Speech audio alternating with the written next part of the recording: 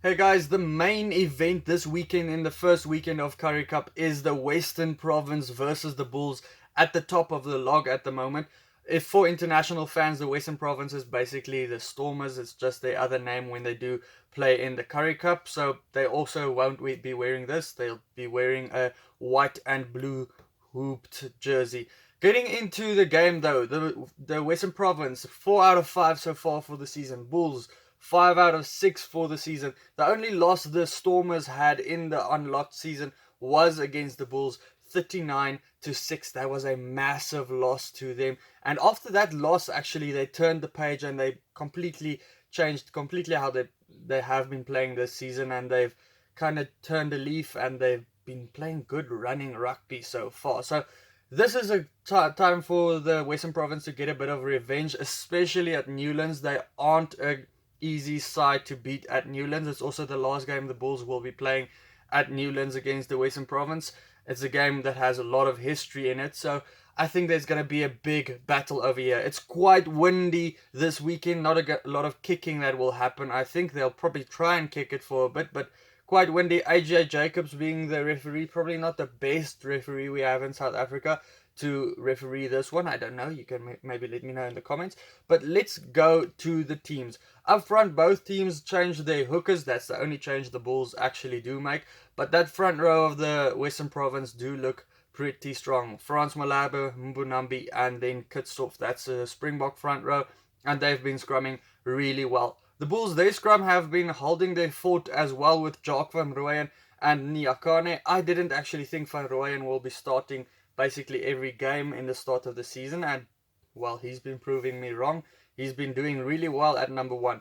In the second rows, it's two very good combinations with Walt Steenkamp, who's been doing well at the Bulls since moving over from the Cheetahs. He's also probably now in talks of Springbok selection if he does continue in this type of form.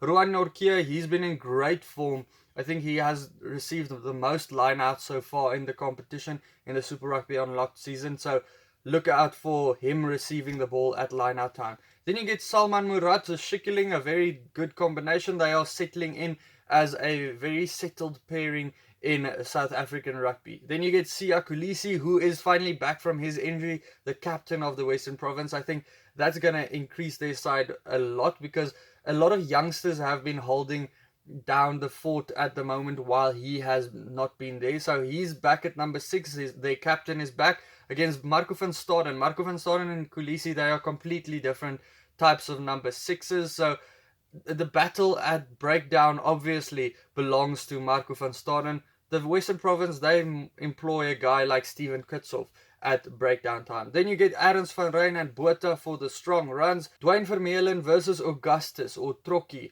Augustus is a guy that plays much like Vermeulen. Vermeulen is a bit taller though.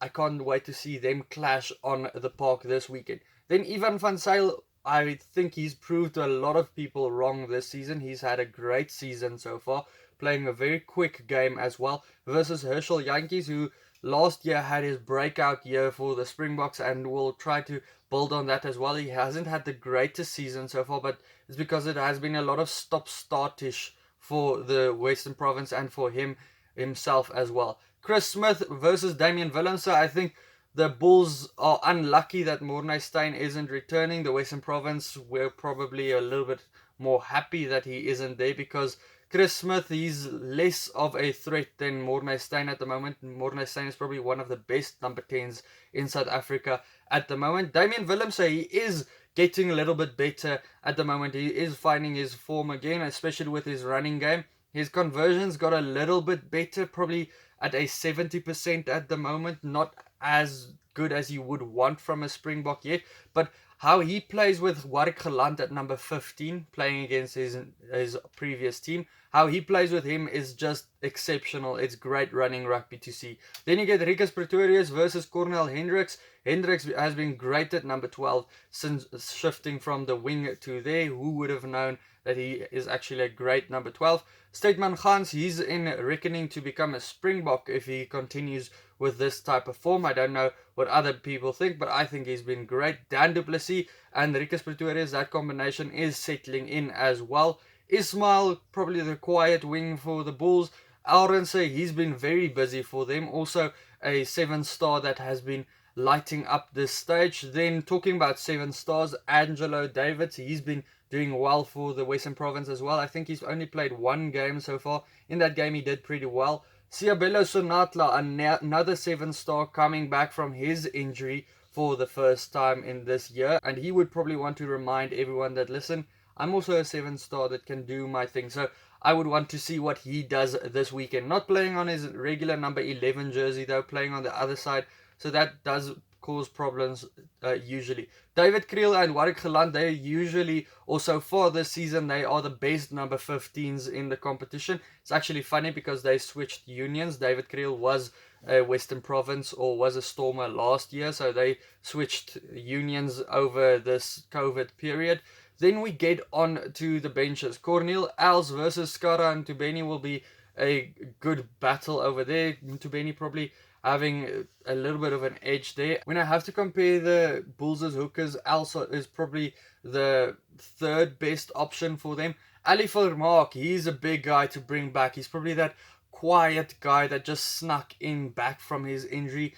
Definitely Jake White is looking at him as a threat at scrum time. Glose, he's also there. Nietlin Fushia. Remember, the Western Province, they never finalized their substitution list, so we don't really know which one is the final team that will play or the final bench. We'll see that on the day. I think Meyerhuizen will probably play, and then Jaco Kutsia, he's back from his injury as well. Big guy in the reckoning from the bench if he does come on. Tim Swiel, he's back on the bench, so Voliter is out again. Ruan Nel, great guy to have on the bench, can slot in at wing and on the center. For the Bulls, they have Steenekamp and Marcel van der Merwe. Honestly, I don't think their scrumming has been too brilliant so far this season. Manjesi for the lineouts is going to improve their side. Carr playing against his previous team, I can't wait to see that as well. Papier, he's kind of falling out of favor. It's always been Van Zyl and Papier kind of being even. Papier is now kind of the settled bench player. Clinton Swart, he retains the 22 jersey again. Guys, I have to make my prediction. Look, a lot of guys will say the Bulls are favourites because they won the Super Rugby Unlocked season. I don't think they were as good as you might think. They were the best team in the Super Rugby Unlocked season. Don't get me wrong. But if you look at form, I do think the Stormers or the Western Province now have been kind of increasing. They've been becoming a little bit better. While if you look at the Bulls, they've kind of either went down or stagnated in the last couple of weeks, especially in that second half against the Pumas last week. They didn't do too well. The Stormers or the Western Province, they're also playing at home at Newlands, which is a big factor for them as well. They will probably want to get one of the oldest trophies in the world. In the last time they're playing in one of the oldest stadiums in the world. So I think that's also going to be weighing on them. Last weekend that they missed as well, the Western Province against the Sharks, that cost them a lot of points that they could have gotten on the log for this Currie Cup season. So this is a must-win game for them to keep their season alive. Anyway, this is a very, very, very important game in the context of the whole Currie Cup. If the Bulls do win, they're probably going to go ahead and win the whole Currie Cup at the end of the day. So, to me, I think the Western Province is going to win this one. Probably very close. I think by 3 points, if I have to be honest. But it could go either way. Let me know your prediction down in the comments below. It's a big chance that you're going other way. Check out these videos next to me. Hit the subscribe button. And then I'll see you for the next one. Cheers. Bye.